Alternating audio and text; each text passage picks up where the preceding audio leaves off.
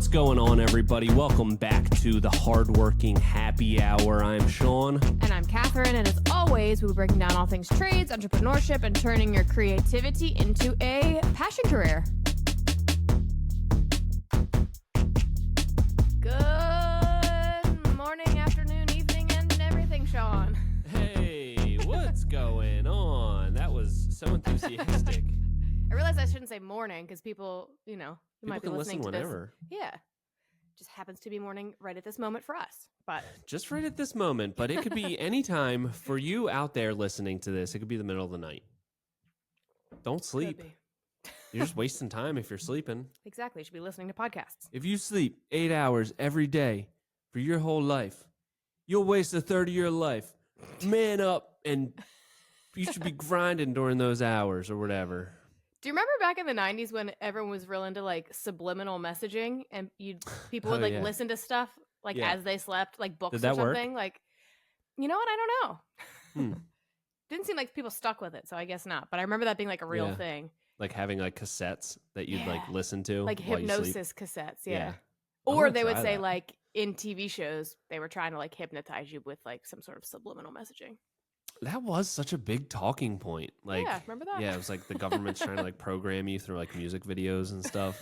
Good It time. was such a simpler time back then.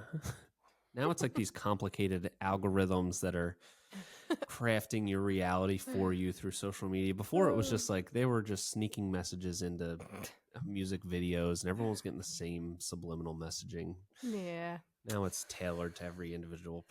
God. Brainwashing used to be so just fun and innocent back then.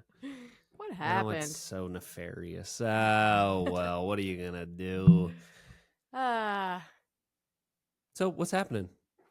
Is it like that in Italy? Because you just got back from Italy. Why don't we start off by telling people I feel like I didn't get that much of a synopsis of your trip besides a couple interactions, couple highlights, fun things. So tell everybody, how was your trip? You were gone for what, 3 weeks? I was gone for 10 days. Oh, that's it? Yeah. That's it. Yeah. Oh, okay. 10 days. Okay, yeah. We pre-recorded 3 podcasts. That's what. Yes, we had to the okay. timing of it. We needed to pre-record, so we actually haven't recorded an episode in a long time. This feels like in like 3 weeks. Yeah, we gotta knock the rust off. But anyway, Italy was great. It was a great trip. So far, really far away. Yeah, long plane ride. But it was great. It's so cool being in an environment that looks and feels so different than what you're used to, like I've lived all over this country. I have been all over this country. I think I've been to every single state except for like Alaska, Hawaii, and North Dakota. One of the other lower 48. But Guam. Anyway, I've never been to Guam or Puerto Rico, which I guess kind of counts too. So, all right. So I haven't been to those. Okay. But anywho, for the most part, America, like it looks pretty different, but it still has the same feel. But in Italy, it's like just everything. The architecture is completely different. I don't think that they have any sort of code there. Everything's built like in crazy ways. I was noticing that while I was there. Everything's like built on the side of a cliff, and I'm like, I don't know how this would be okay. But anyway, it was like so invigorating to be in an environment that's so different than what you're used to. So and everything there is like hardscaped, and I just loved looking at all the stuff just, as inspiration to bring back to America. But I highly recommend. We as a nation have been waiting for you to come back with this. We need it. This nation needed your little sabbatical. So I hope you came back with something that's going to really. We need it. We need it here. At the very least, it was a shift in my perception. So I'm a brand new person. Oh, I really needed a vacation though. It's been a while since we had a vacation, and I definitely needed one. So now I'm pushing everyone to take a vacation, including you. So take a vacation. I'm not going to. No. Vacation is for weak-minded people. I have to stay here and grind. God. No, you need that break. It was so nice. No, I'll take one. I will say though, I did try to like unplug and like not pay attention, but I did bring the iPad and I was paying attention while I was there. So I couldn't like fully let go, I was paying attention a little. Yeah. I did. I thought at one point that like there was messages that came through on Instagram that I didn't read but said were read. So I was like, maybe I Might have didn't think been that you me. brought it, but maybe that was you. Yeah. But it is. I mean, I was obviously watching your stories. Plus, I knew I feel like I knew half the people that were at this wedding that you were at. I don't know Yeah. why I didn't get invited, but so many people that I'm We should friends say with that. I was follow. there for a wedding and then Yeah. made a vacation out of it. So a good Yes. chunk of people that we know mutually were also there. Yes, and seeing all their stories. I mean, it is so different looking. And it's I mean, it looked beautiful. It looked beautiful. It was stunning. And it's so crazy being around. So every place that we stayed was like at least several hundred years old. And the castle that we stayed in was like built in 1200 or something, like something insane. And I feel like as Americans, we live in the oldest part of this country. We live in Philadelphia. So it's like anything, we have historic things for America, but that old can't even comprehend to like European old. It's so crazy. And to see all of these things that are still standing, it's like, it's really interesting to look at like how these things were built and like constructed in a way that they're still not only there, they're like fully functional. It's like, It's incredible. It's really mind opening. Yeah. How about I mean, they always talk about like old Roman roads, like, the cobblestone roads and walkways and stuff like that are like literally thousands of years old. Yeah. But are they like people kind of like brag about it? Like, oh my God, these things are still standing. And in America, we got potholes after a year, which is ridiculous, I will admit. Yeah, that's true. But are those roads so bumpy or what? Oh God, yeah. Really? I Okay. didn't go to Rome specifically, but everywhere there's cobblestone roads and they're beautiful. But when you have like a piece of luggage that you're trying to pull down a cobblestone road, Yeah. my God, it's difficult. Nice. Or if you're wearing if you're a woman and you're trying to wear any sort of like heeled shoe, Yeah. not super functional. But for longevity's sake, they look old, but they don't look like bad. They still look like nice road. Yeah. Yeah. Crazy. Yeah. Well, did you have fun? You enjoyed it? Oh my gosh, I had so much fun. You gonna go back? I think so, yeah. Is it a place that you would want to go back to, or is it like that would be kind of on your back burner? You'd like to go somewhere else, or was it so magical that you just have to go back to Italy? Great question. Thank you for asking. Yeah, no problem. I think what my husband and I have decided now for vacations, every other year we're going to do like a European or far vacation. And then in the interim, we're going to do like a Florida vacation or a Bahamas vacation. So I do think that we will probably go back to Italy. It was just, it had everything. It was like so spectacular, but it'll be a while from now because there's other places to go. Absolutely. But it was like, it was definitely the most beautiful place I've ever been. And they all speak English. So it was not, I tried to speak butchered Italian to them, but they were like, please stop. We speak English. Shut up. Just shut up. This is annoying. I see you just started learning on the plane ride over here. You only know like 4 words. Just shut up, you stupid American. Exactly. Yeah. But it was very easy to get around because of that. Yeah. And they drive on the same side of the road, so that was easy to drive. Nice. It's got everything. Yeah. Well, glad that you had a good time. Are you rested? Thank you. You're rested? I am. You're ready to get back to the American way of life, which is just grinding until your body and mind falls apart? Yeah. Perfect. Speaking of that, I was when I was talking to the other Europeans that were there, they were all like, they were on vacation and discussing where their next vacation was going to be. And they're like, what's your next vacation? What do you have planned for the rest of the year or whatever? And I was like, we don't do that in America. This is like crazy. Everyone keeps saying this is a vacation of a lifetime. So that's what it is. Yeah. I don't get to think about my next vacation. I'm American. Yeah. That's why all these European countries are always going bankrupt or whatever. And, the euro or whatever, nobody's working over there. Nobody's doing anything. They're just eating croissants and smoking cigarettes. God, right. A lot of cigarettes. But anyway, keep going. Anyway, all right. Well, glad to hear that you had a great time. And what are we going to get into this week? Why don't I just tell the people? Yeah. I can tell them if you want, but you can tell them too. I can also tell them. So we just kind of went through another sales cycle, and these things, sometimes these are more structured in our business where we do like a design season. That's what we did like the last 2 years.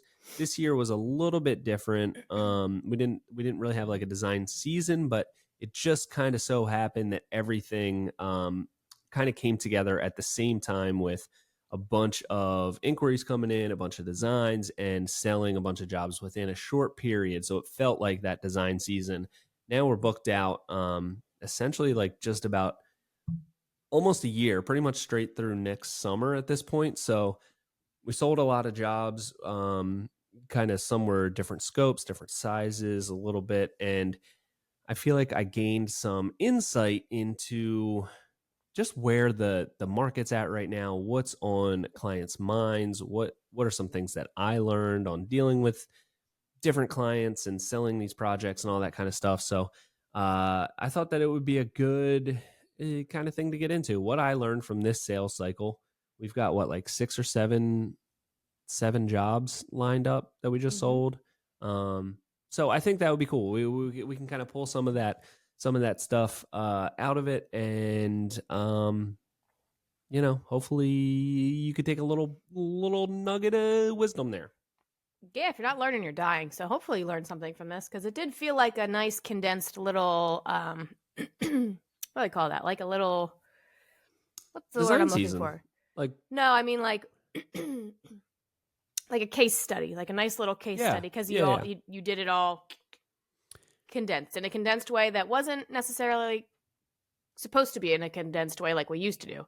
This was a surprised, condensed design season. So hopefully you learned some cool lessons. Can't wait to hear them. Yeah, but it was basically almost exactly like previous design seasons, because it was like right around this time that we would do it to open up for the next year.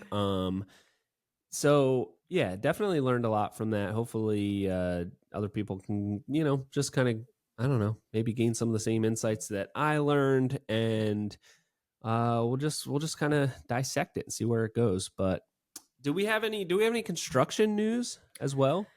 Well, yeah. Okay. I did prepare a construction news segment. Should we get right into construction news, and then we'll do the sales breakdown, and then I'm not sure if there will be a final segment. I'm not sure where we're. We'll have to see. I don't know. We'll have to see if there's a surprise end segment. Okay. Do you want to start with the construction news? There we go. Okay, construction news. Woo. I had prepared a segment on construction news because you may or may not have heard the dock workers are striking. However, between the time that I prepared that and now, the strike has ended. It was postponed. It's postponed until January 15th, which is very kind of them, I think, because they made this whole statement like this was never meant to impact general American population. So good on them. But I figured we could still talk about it, because I remember, speaking of things that people used to always say, back in 2020 or 2021, the ports. Everything was held up at the ports. It's a great excuse. It was America's excuse for everything. Yeah. And I feel like people were preemptively already it's going to get stuck in the ports. We can say it again. Yeah. That's our delays. But I figured we can still talk about it a little bit, because obviously maybe they're going to strike again if they don't come up with some sort of deal. So yeah, what kind of delays do we think are going to happen? What do we got here? It's all speculative. It immediately went into toilet paper. That was like the first thing for some reason. I didn't realize that most of our toilet paper is coming from overseas, first of all, and that just like Ant was talking about it yesterday. Like you can just use something else if you run out of toilet paper. Like it's fine. You can use like a washcloth and wash it if you really have to. Like it's not like a life or death thing. Yeah. So it's always funny that it goes to that. But a lot of things in the construction industry, whether or not it's an imported thing or a foreign company that you're dealing with, a lot of times, whatever companies you're dealing with, like they're using foreign components. And one of the things that I kind of realized the last time that we had these supply chain issues was a lot of things that are manufactured right here in America you wouldn't think would get stuck at the ports, but a lot of the raw materials that they're Yeah. using for the products are coming from China or South America or Europe or whatever. So it's like the ingredients in the thing that they're making a lot of times are a global uh, a, a global good, and they're coming in from overseas. So Mm-hmm. that was something that I kind of realized last time, and it was like, oh wow, it shows how like interconnected the world is and how everything's kind of relying on one thing is relying on the next, and the ports are so important and important. So it's whenever things like this happen, it like it it reminds me of like how delicate the whole system is. Yeah. Like everything has to come through the ports that's coming from overseas. So if the ports shut down, it's like this one like funnel point of everything that's coming into the country. So these workers strike, like, oh wow, it's going to hold up literally every single thing that's going to come into this country, and that snowballs, and it like starts affecting trucking, and it starts affecting everything. So Yeah. it's really crazy. I'm glad that they got it worked out for now. But the biggest thing, everyone's coming at like the union president or whatever, showing off his, they're just putting him on blast because he's making so much money, which I don't know if that's really all that applicable to the actual issue, which is wages for the people that are working on the docks. Yeah. What do you think about that? Do you think the guy should be rich, or should he be? He's a union president. I feel like that's you've worked a long time to get up to that point. Should you make a lot of money in that position? I don't know. I mean, he's a union president of like how many people? Like it's a ton of people. Yeah. Like he is in charge of. He's like pretty high up for like Yeah. I would say I'm fine with him being rich. I don't care. Yeah. All our politicians are rich. How do they get rich? It's like the head of any. If you're in charge of like thousands of people, like yeah, you should probably be compensated in a way that makes you care about the well-being of those people. Yeah. You know what I mean? I guess that makes sense. Or maybe that's just like capitalism brainwashing us. Maybe, I'm not sure. Our leaders need to be wealthy, or else they won't care. What's the opposite? Because it's a union, should he be like nonprofit? Like he should be doing this out of the goodness of his heart. I don't know. It's a great question. But a lot of he's coming under much scrutiny. But whatever. So yeah, I just feel like I'm not in any union, so I don't have a stake in this at all. But like that union has like the biggest bargaining chip by striking. Like if a carpenters union strikes, it's like, all right, that building's not going to get built. If dock workers, port workers, they strike, it's like we're going to ruin the economy. Yeah. Yeah. It is. It's pretty wild, but and I think one thing that they're kind of fighting for is just to like keep a lot of their jobs, because there's so much automation and everything. Like they want to make sure they're sustaining their workforce, and like everyone's not going to get phased out. So it's a weird situation. I'm glad that they got it figured out for now. Yeah. I hope they come up with a solution that's good for everybody. Yeah, I hope it's a win-win-win. So. Yeah. All right. Well, I guess that's pretty much it for that. Could be affecting your construction projects coming up in the, I guess, winter now, because they're back to work. Back to work. But okay. Thank you for that construction news segment. Now we will. That was like a news/non-news segment. Yeah. Let's get into the lessons learned from this sales cycle. So. You've kind of seen the last couple years of design season. You see that I get kind of stressed out. You see that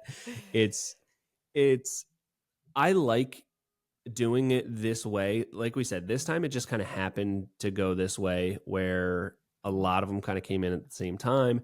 We sold a bunch of them, and now we were booked out for like, we were getting really close to getting caught up. So we were only booked out like 2 months.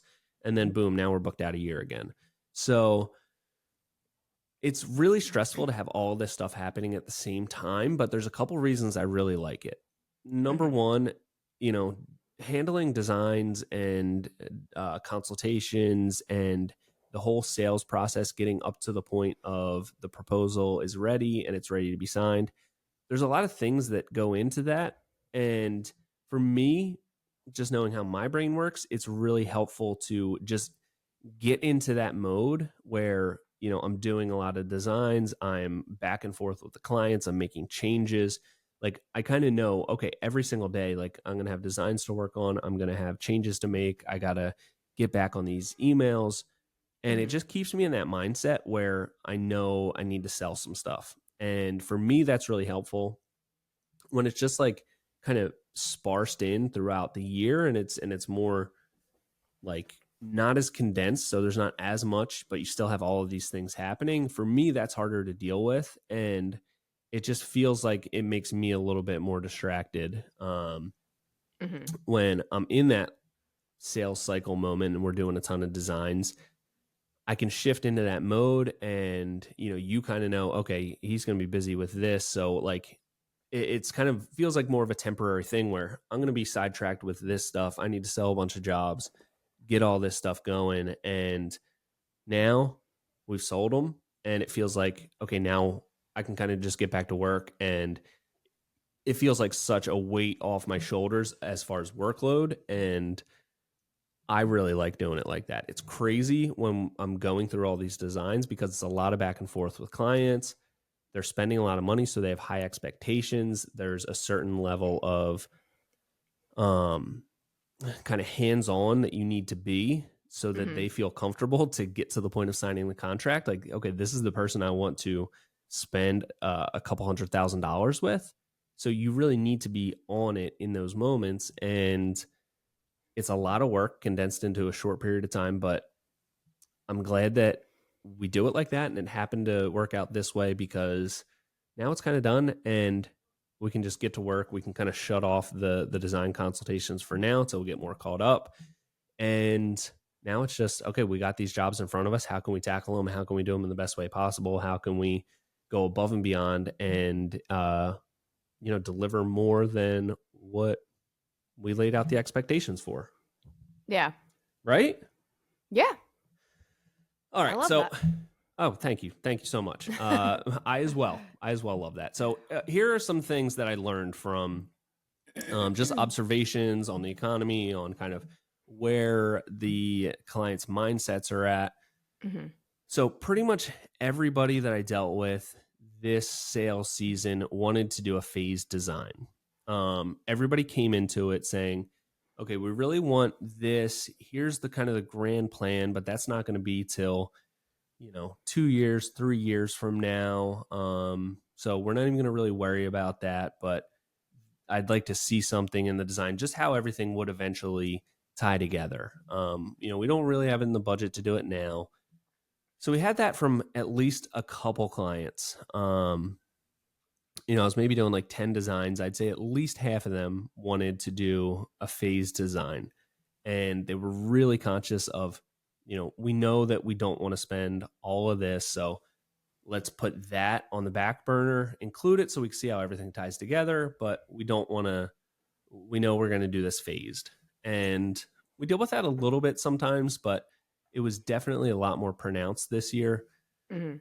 But all those people ended up figuring out a way to make it all work right now. So it was like what I gained from that, kind of the observation or lesson, I think, in that was people were going into it with a little bit of that like kind of fear of the election year, the uncertainty in the economy. They just were hesitant going into it, but at the end of it, they wanted all these things. They kind of realize, well, what's the point of waiting 2 years? Like, if we do have the money now, we can just get it all now. And, maybe we make some concessions and we don't do things quite as big, but it doesn't really make a whole lot of sense to only do half of this right now. So, all the people that were really, concerned about doing a phased design and wanted to separate their budget into a now and a later, they're all doing it right now. So, I think what it tells me is that the economy's kind of it's where it's been the last couple years. I mean, people still have the money, and it to me speaks to that like mental aspect of you just hear on through media that, oh, it's an uncertain economy, it's an election year, it's all this stuff, Hmm. and that gets into people's heads, but at the end of the day, it's not quite the reality for most people. And I think they get to a point where they say, you know what, we do have this money, it's in savings, it's in whatever, let's just make it work now. So that's one lesson that I learned. What do you think about that? Do you think that that's people initially just going into it with a little bit of that fear? Yeah, I think that, like we've talked about before, election years, people are always just uncertain. It's like the uncertainty that you don't know what's going to happen, or, whatever.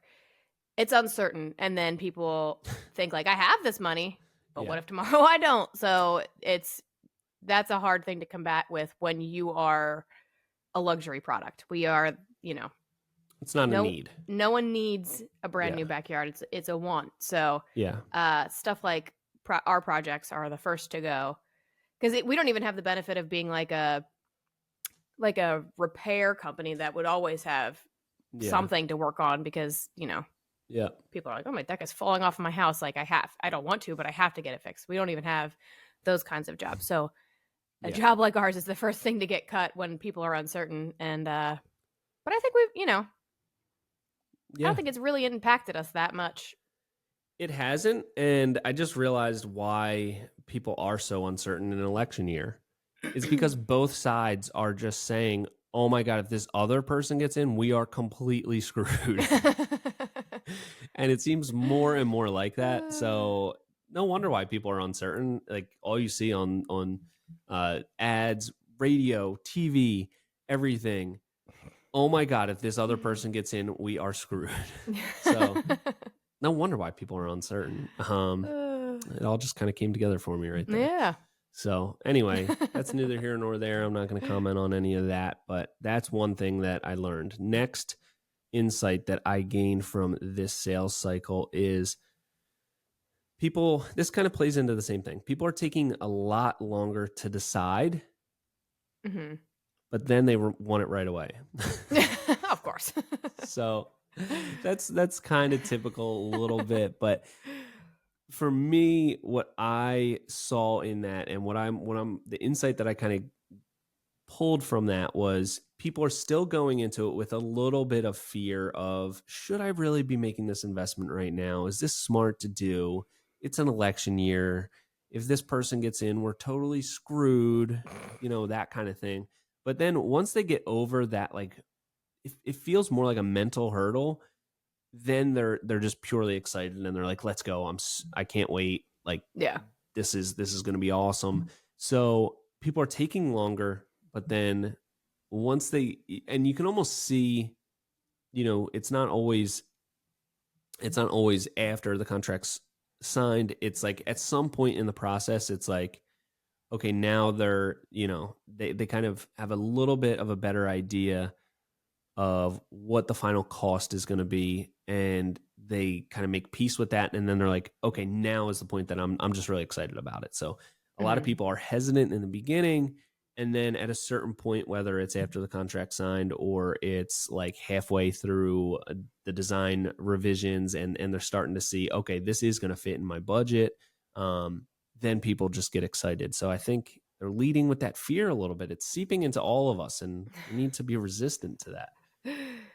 So, yeah, that's just a little insight, but I think it speaks to the fact that for most people, things are kind of gonna be the same. They're kind of gonna be like they always are, Like people are always talking about new politicians getting in and everything's gonna change, but for the most part, if like nobody told you who was president or what was happening, like you'd probably be like, yeah, everything's kind of, it's more like just what I put into it. You know what I mean? Does that make sense? Yeah. You're looking at me in a way that it seems like it doesn't make sense. No, it does. It does. Yeah. So That's another thing that I noticed. Let's get into the third thing that I've noticed, and this is more of a concrete one, less of a me just kind of feeling a certain thing. More people paying with a HELOC. Oh, the HELOC. Yeah. When I do a design, you like it. And she like it too. Anyway, HELOC, home equity line of credit. I think this is something that is so we very recently just sold most of these jobs, and there was just a big rate reduction by the Fed or whatever that is. I don't understand totally, but rates just dropped like a good bit. So people are more receptive to taking out a home equity line of credit versus, over the past year, rates were pretty high and we weren't getting anybody paying with home equity. So I'm seeing that and that, whether people are, I think a lot of people over the past couple of years have gained a ton of equity in their home. If they owned it before COVID, their home is worth a lot more. So they do have a lot of equity that they can play with, and they can take that out in just a straight up loan, or they can do a home equity line of credit. And for a lot of people, when the rates reach a certain point, for them, they look at it and say, okay, this makes sense. I can keep my money in investments. I can keep it in the stock market, and I can take out and use my home equity. And if the rates are low enough, it's going to make sense for me. So we're seeing a lot more people pay with a home equity line of credit, which I think for us, I think those rates don't necessarily affect us that much, because a lot of times we're dealing with clients that, again, it's a luxury. It's not a need. So people usually, whether they're paying with a home equity line of credit or not, they still have the money. So I think this is going to be probably a bigger signal for people that do have those more need-based things. So I think across all of construction and remodeling, this rate reduction with home equity lines of credit and the insane rise of home values, so more people have equity, I think that's going to be a huge game changer for pretty much every renovation, construction, improvement kind of sector. Right? What do you think? Yeah. Yeah, I mean, the rates that's definitely going to affect a lot of people. And I think that obviously it matters. Like just even a slight percentage increase makes a huge difference when you're spending this much money anyway. But just people knowing that the rate has been lowered, I think that makes people feel more comfortable. Like, okay, I'm taking this out now because, it just feels better to people. Yeah, things are moving in the right direction. Yeah. This feels good. Are people telling you that they're taking out HELOCs? I feel like in the past, people kind of you weren't really aware of how people were paying; they were just paying. Well, I'm not super familiar with like what the options are for home equity. Usually, so if it's like a home equity line of credit, that's going to come on like a separate check. Like you'll have a checkbook that's just for your HELOC, and you can write checks straight out of that. And they'll either say something on, but it'll be like a different check, where sometimes I think people are just taking home equity loans, and then that money just gets, you're basically just kind of refinancing your house and taking money out of it at that point. So that would just be like a regular check, but we're seeing these like HELOC accounts getting the checks from those. So interesting. That's a good little tidbit. Good little fact there. I like that one. You like that? Yeah. Thank you. I did a little preparation on this. Can you tell? You're doing a great job. Thank you so much. I appreciate that, because I'm usually one to wing it, but I was like, you know what? Pressure's on me here. Yeah, this was a you episode, so you're doing a great job. I wanted to be prepared. Okay. Next thing I noticed. People are more concerned with what the total costs will be. Example here is I know what the project's going to cost, but that doesn't include appliances. How much should I expect to spend on the appliances? Mm-hmm. Do I need an outdoor rated TV, or can I get a regular one? How much, in some of our projects, we include electric if it's like kind of cut and dry, or if there's, going to be some kind of variable like how many outlets, whatever. Sometimes that's not included. So they'll say, how much can I expect to spend on electric, or just all of those like little ancillary things. And with us, most of it's included. We like to include as much as we can in the total price so people Mm-hmm. know this is what you're going to spend. We don't like surprises. We don't like to say, oh, we encountered this thing. Sorry, like there's a little bit of rot. Here's the bill for that. People don't like that. So we don't like to do that. And we clearly state appliances aren't included, furniture's not included, all of that kind of stuff. But more and more this year, more than ever, before we sign the contracts, people are asking for kind of a rough budget.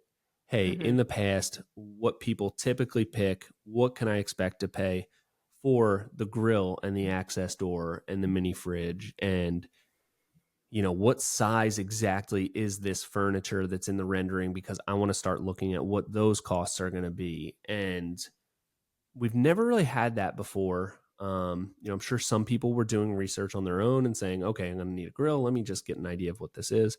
But a lot of people have asked they want to get an understanding of the total cost. We Mm-hmm. do an all-in price. It includes everything. But then there are a couple things that aren't included. So like I said, appliances, furniture, and people just want to know what that is. Yeah. Or like the permit cost. I feel like people always forget about that, and that's usually pretty pricey. So It I is. was like, hang on a second. Why is Yeah. this just this piece of paper? $2,000? Why? People always forget about that one. Government, greed, Yeah, something like that. corruption. Yeah, whatever. Yeah, so that's something I noticed, and I think that kind of also plays into this little bit of people maybe not fearful, but feel an obligation to feel responsible. Does that make sense? Like they don't actually care about being responsible, but they want to feel like they're being responsible. A little bit. I think I think a little bit. I think some people are just going to like want to know these things no matter what. They're very like, they probably have a spreadsheet for their personal expenses and everything like that. Yeah. There's those certain type of people. Yeah. And then I think there's other people that maybe aren't like that, but with certain decisions feel like they need to be. So even if it's not necessarily, even if they don't have like, okay, this is what we have set aside, this is exactly what we can spend, they still just want to feel like I should know what this should feel more responsible. So that's kind of that's the feeling I get from it. Like Yeah. people just feel like with all the talk about the economy and uncertainty that they should at least be very certain on what they're going to spend, whether that number is necessarily based on something very specific. Like this is exactly what I have in this account that's saved for this purpose. But people just want to know more than ever. So we're more than happy to provide that information. I always like to educate people like we want more than anything to reach a price that you're comfortable with, because that's going to be one of the biggest determining factors of how satisfied you are. We could do the best job in the world, but if I talked you into spending more than you can really afford, you're not going to be able to like fully let loose and enjoy this space and enjoy the experience of us working here. So that's something I like to be really upfront with. And it's why we know what to expect on a project. Like one thing that I just saw the other day is like somebody asking, how much do you charge when you tear down a deck and you realize that there's ledger rot on the house? And that's like something you can't really know until you demo the existing project. And as a professional, you should be able to have a pretty good idea whether or not there's going to be rot there. You can inspect the existing deck and say, okay, there's no flashing here, or this flashing looks like it's really not done properly. And you can kind of get an idea. Okay, I'm going into this expecting that there's going to definitely be some rot. And that's something that we go in knowing it's a possibility and it's included. We're not going to say, hey, look at this. We just found this and it's going to cost you an extra $4,000. Like, to me, that's not going to give them a great experience. So I always like to have everything included. It's like the HGTV thing. Oh no. Uh-oh. We didn't know that there was a wall here. And it's load bearing. That's like they really have like milked that storyline. Oh God, they do. There was no way of knowing that this was a load bearing wall. Yeah. Or they tear it down and there's like an HVAC unit in it or something. Like, God, there was no way to know this. How could we possibly overcome this? We're gonna have to reroute it or something. God, $10,000. Are you saying that anybody that literally happened to me with this house? With this house, it was like, first thing we're doing, we're taking out this wall. First thing I saw was all these ducks, and it was like, okay, we'll just move them. And then that simple little thing turned into about $50,000 of a whole new. Well, if we're gonna move the ducks, well, we might as well. Plus, the system's kind of old. Half of it's on oil. Well, we might as well get a new system. Half of the system was on oil? Like the heat was oil. Yeah, the heat was oil. Air conditioning was electric. And the hot water heater was oil. Okay. So for some reason I thought you meant like a you know how you have 2 units now, right? Like an upstairs and a downstairs unit. Yeah. It was all for on the same. For some reason my brain was like, one's oil, one's not. Yeah. So yeah, that was one of those snowballing things where it's like, well, we might as well, if we're gonna move the ducks, we might as well get a new system. Well, if we're gonna get a new system, we might as well do a 2-zone system because it's really kind of undersized for just 1 zone. And then it's like, well, if we're gonna do this, then the only thing that's gonna be on oil is the hot water heaters. We might as well replace that. And okay, if we're gonna do this, we might as well like get a nice system with a nice warranty, so it's completely new. So it ended up just opening up that putting one hole in that wall and seeing those ducts turned into, okay, we're gonna replace the entire heating and cooling of this entire home. And there's no way of knowing that. I mean, you could go downstairs and look. Oh, there's the duct. Yeah, it probably goes up this wall. But I feel like you can do that. But yeah. All right. Well, to be sure. Anyway, that was a little tangent. But all right. Well, that's something I noticed. People want to know the total investment with all of those little ancillary things, even like you mentioned, permit cost. What's a permit cost? The people ask that. So around us for our projects, it's usually somewhere around $2,000. They're damn expensive. It's stupid. It's just for them to be a pain in the ass. I know. I am so salty about permits right now. Oh yes. Okay. Side note. Sidebar. Do you want to do you want me to summarize this of what happened yesterday? Yeah, go ahead. I'll get to heated. Yeah, because you need to go back there today, so I need you calm.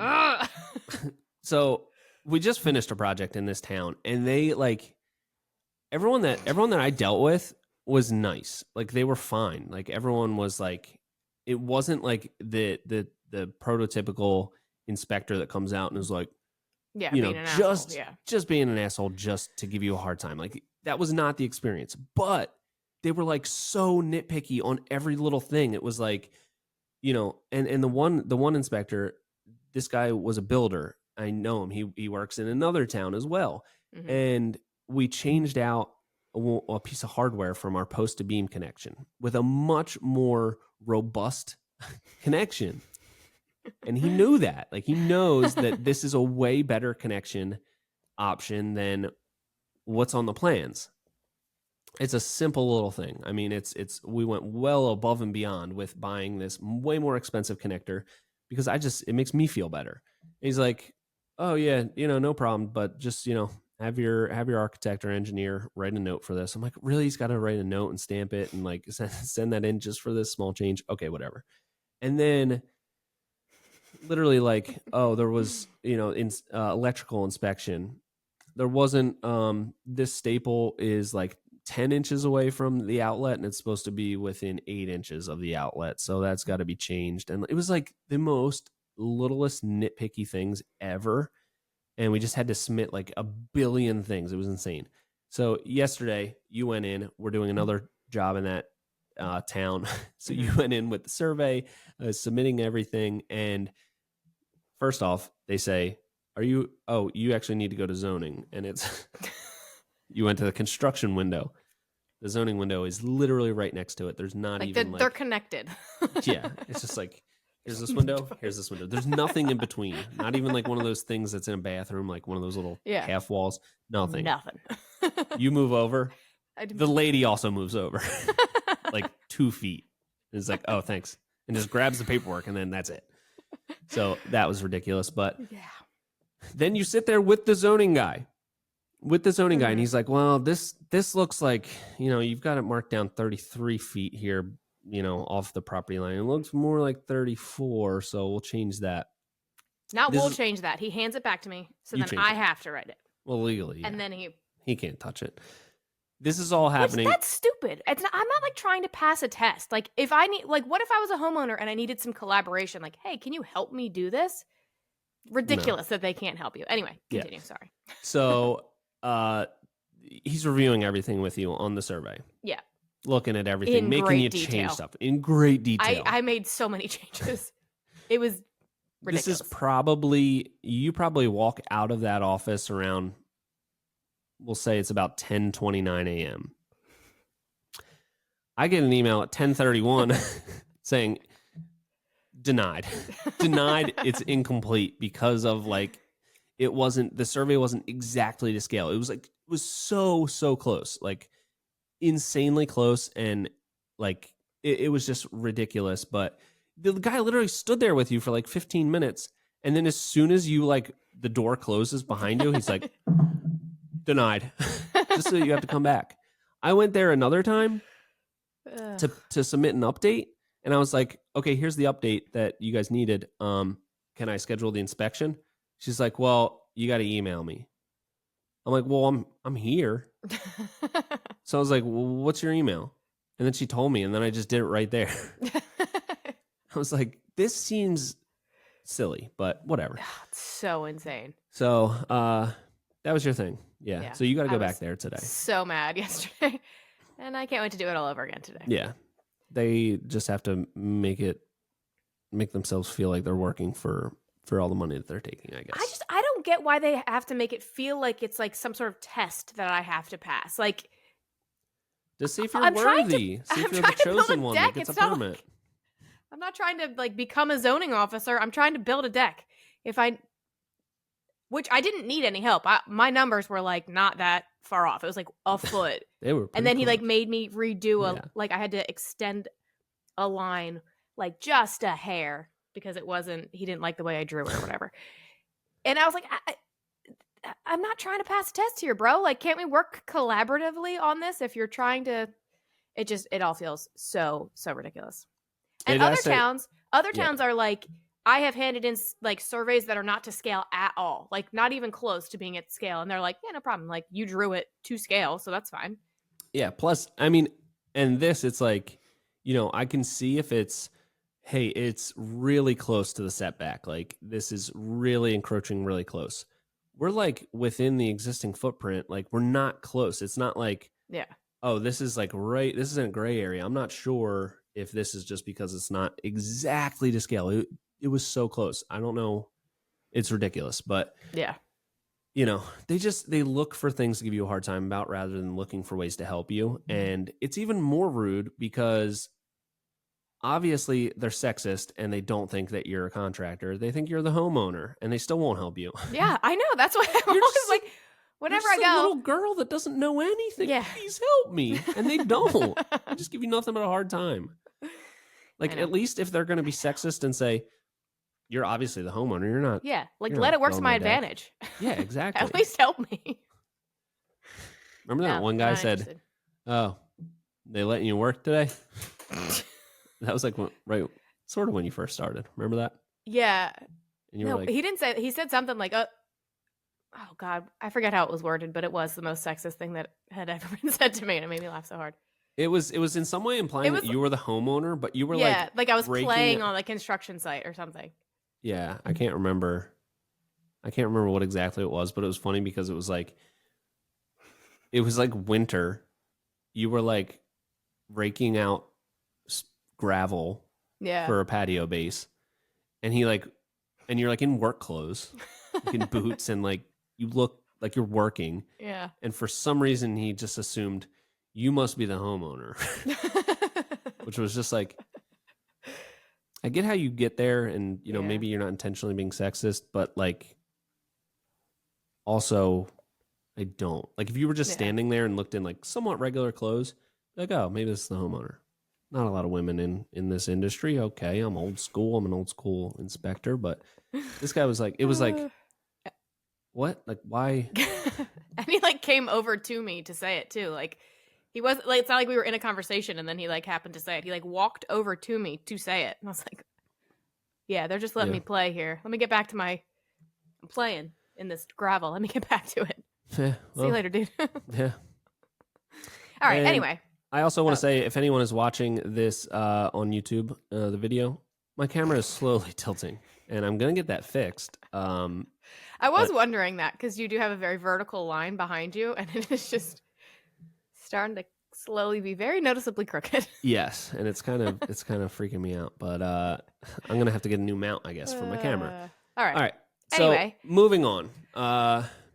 Let me just recap my notes here. Everyone wants to do a phase design, going into it with a little bit of fear, uncertainty. All of them ended up getting it done right now. People are taking longer to decide and get over that like initial fear of, should I do this and should I make this investment or not? But then once they get over that hump, they're super excited and they want it right away.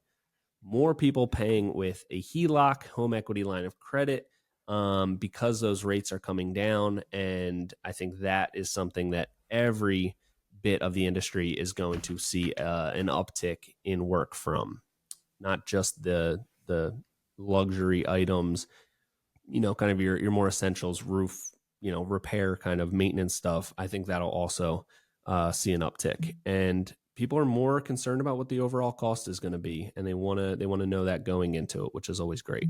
So my takeaways from this in general are that, and I'm going to look at it from our perspective of building backyards. Overall, the interest in outdoor living spaces, I think, is up, especially among younger homeowners, despite a regression back to the mean in terms of demand. So we had this surging demand on absolutely everything through COVID. Every home improvement was just so in demand. And we've obviously seen a regression back to what would be, I think, average. And despite that regression, I think outdoor living is still on this upward trajectory that hasn't peaked at all yet. So, it's kind of like went up, went down a little bit, but I think overall, when you look at it and, we kind of zoom back 10 years from now, you're going to see that quick spike, kind of quick drop, but the overall progression, I think, is very positive, and there's a lot of growth there. So, yeah. That's what I'm pulling out of it. That's the insight I have kind of taken for our business. And, I don't know, hopefully, maybe that helps you guys out too. If not, I'm so sorry. All right. Well, beautiful synopsis. I think that's it, right? That's it. We're just done unless maybe could it.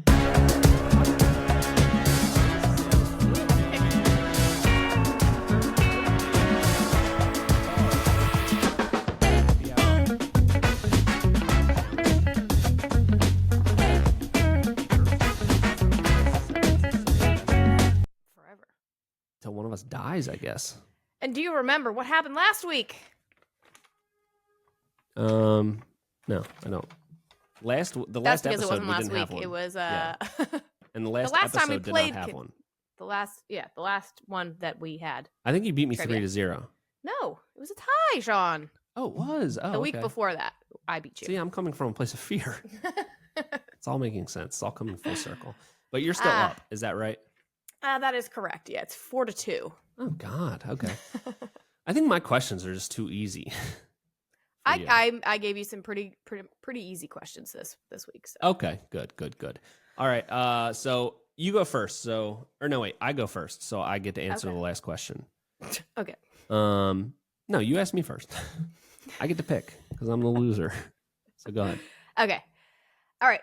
We're just getting into some hardscaping on our job site, so it got me all jazzed up about hardscaping. So I have a hardscaping theme this week. Question number 1. The oldest known use of hardscaping, the oldest hardscaping project that we know about, is a road in Giza, Egypt. True or false? Hmm.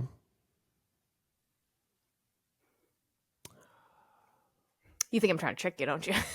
No, I'm just trying to kind of wrap my head around. I would figure that it would be a road of some sort because like they would need probably a road before they built like the pyramids. Are you considering a pyramid hardscaping?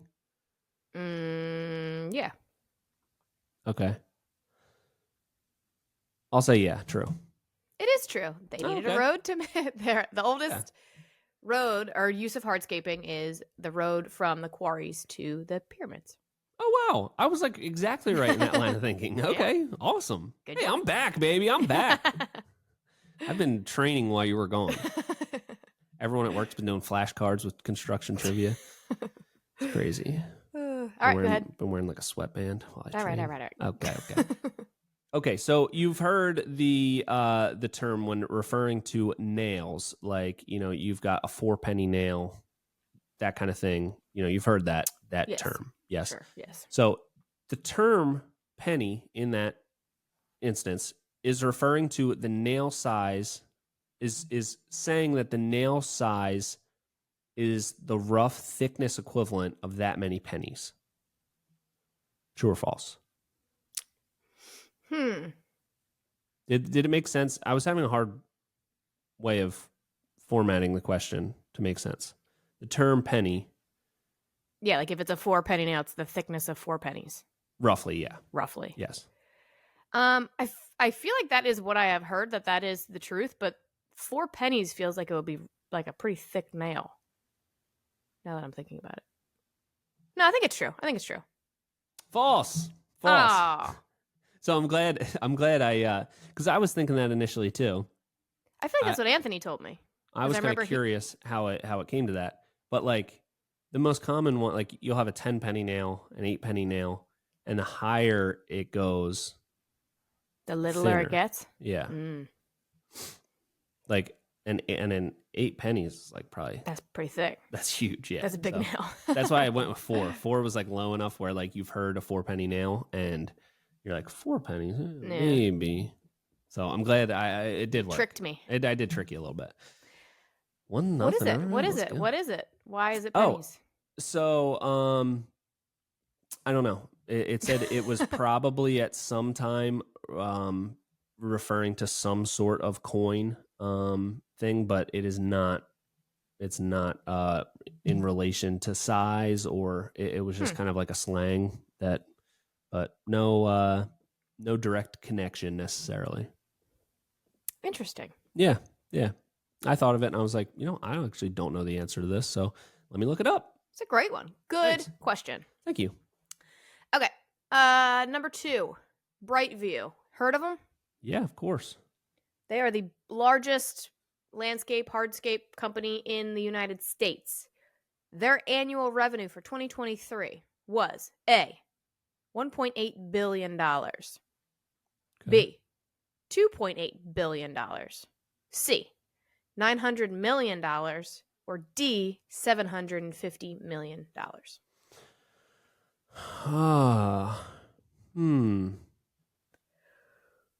Do you need me to repeat it? $2.8 billion. Correct! Oh.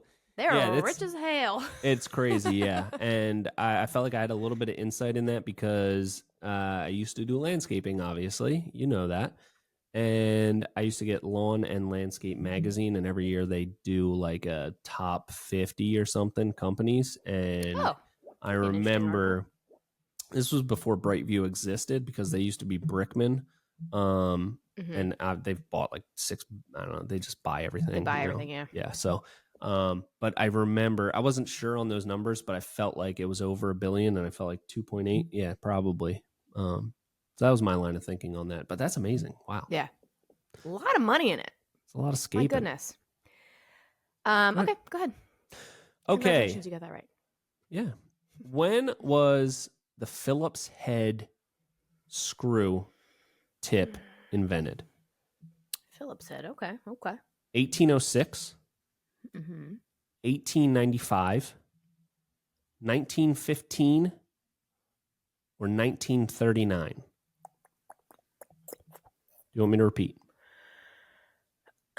I feel like it's got to be 1939 because it was probably invented because just a straight slot would lose a lot of traction when you're using some sort of like powered tool. I think that's probably why a Phillips head was invented. Yeah, I'm going 1939. False. No, I mean, not false because it's not true or false. It's just wrong. Oh, okay. It's just wrong. 1895. That was a really good line of thinking, though. There was a lot of logic there. I like that. It is it's to prevent strong though. slip it. It's just completely wrong. Horribly wrong. 1895, and it was invented by. Take a guess. Philip. No, John Thompson. Why is it called Phillips then? I could not find the answer to that, but it's not named after him. So, okay. 1895. All right. Interesting. Yeah. All right. Well, I gave you a bunch now. of layups this week, and you gave me tough ones. This one is a layup. Okay. Hardscaping. Okay. What do people talk about? Frost heave. Give me a way to mitigate frost heave in hardscape. Eliminate water accumulation. How do you do that? By ensuring that there's drainage and no hydrostatic pressure. Ooh, threw a big word in there. Yeah. But how? How do you get proper drainage, Sean? Make sure that you, like in a retaining wall, make sure you have a drainage pipe behind that leading to daylight every like 40 feet. All right, I'll give it to you. Okay. Good job. Thank you. That was good. All right. Okay. Last question for you. Even though you cannot win, you can maybe reclaim some of your dignity. My dignity, yeah. Okay. For me. I was thinking about how much concrete we used to build the shop slab. Well, we didn't. The concrete company did. 58 yards. Yes. How'd you know? How many 80-pound bags of concrete is in 1 yard? Oh, come on, Sean. Well, no, I'm gonna say if you get it within 5, you get it right. Okay. So how many 80-pound bags are in 1 yard of concrete? It's a tough question. I'll admit that. I'll admit it's a tough question, but you can't win anyway, so. How many bags are in a yard of concrete? I feel like I should know the math to be able to figure this out, but I just don't know. I feel like the math, I don't know if you should be expected to know the math exactly. Because it's like yards and then there's meter. I don't know how all that stuff is all connected. What's the pounds to yard to meter to bag? Trying to think of like when we've done like tinier slabs, like what would a 1 yard slab look like? All right, you know what? Since you can't win, I'll give you within 10. Just take a guess. 35. Right on the money. Seriously? Well, I mean, within 10. It's 45. 45, okay. Yeah, see, good job. You got that one right. Thank you for expanding the window. Yeah. But you were right. You were right in the right range. That was pretty good. And how many bags would it have been if we did the shop floor in bags? Do you want me to just? You're just gonna add it up. I already Google did it. Yeah. Or 2,610 bags, 80-pound bags. That would have been a lot. That would have taken forever. It would have taken probably as long as it took to build the pyramids. So that we didn't do that. But That hey, would have been kind of funny though if we tried to do it in bags. yeah, I guess. I mean, not really. It would be funny to watch someone else try to do it in bags. Yeah. And not for my floor or foundation. It would be fun to watch somebody else try to do that for their On their garage. own project. Yes. Awesome. Well, I won, as I should have. So congratulations. Thank you Great so job. much. Thank you so much. Not only did you win, you went 3 for 3. So Ooh. good job. If you're doing the audio version of this, I'm raising the roof right now. So kind of feeling myself. All right. Well, that is it for this week. Remember, everybody, clients might be dealing with a little bit of fear, but you shall not, because all we have to fear is fear itself, and death, and just anxiety is a little scary too. So plus snakes. But besides that, the only thing to fear is fear itself. Snakes are great. Don't be afraid of snakes. No, I'm not afraid of snakes, but spiders spook me a little bit. Some. Big ones, I'm guessing. Usually, yeah. The level of fear raises with the size of the spider. But all right, well, that's it for this week. Join us next time. It's good to be back, everybody, even though as far as you're concerned, we haven't gone anywhere, but it has been 3 weeks since we recorded one. So till next time, this has been the Hardworking Happy Hour. See you next week.